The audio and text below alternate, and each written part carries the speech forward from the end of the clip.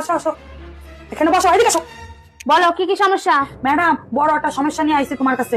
বলছে কি, আমার বন্যা সারাদিন মদ খায় আর দিন ভরে হাসে আর কি আনন্দে থাকে, ওতে ফুর্তিতে মানে আর কেউ থাকে না।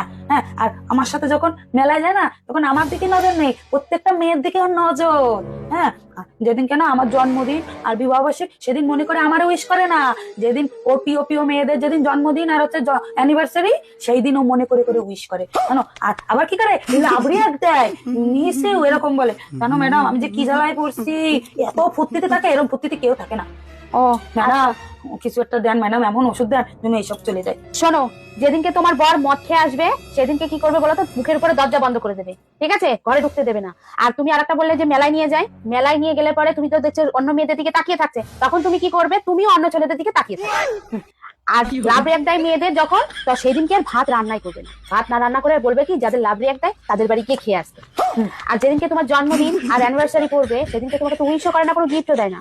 সেদিন কি করবে? সোনার দোকানে নিয়ে যাবে। আর যদি সোনা কিনে না দেয়, তাহলে কি করবে? তোমার পেছনে যেসব ছেলেরা ঘুরঘুর করে বেড়ায়, তাদেরকে তোমার ফোন নাম্বার দিয়ে দেবে, ঠিক আছে? ফোন নাম্বার দিয়ে দেবে, তাদের সঙ্গে তুমি গল্প করবে। বলছি ম্যাডাম, আমার একটা কথা ছিল। হ্যাঁ বলো। বলছি কি, তোমার আমি ধর্মের মা করতে পারবো?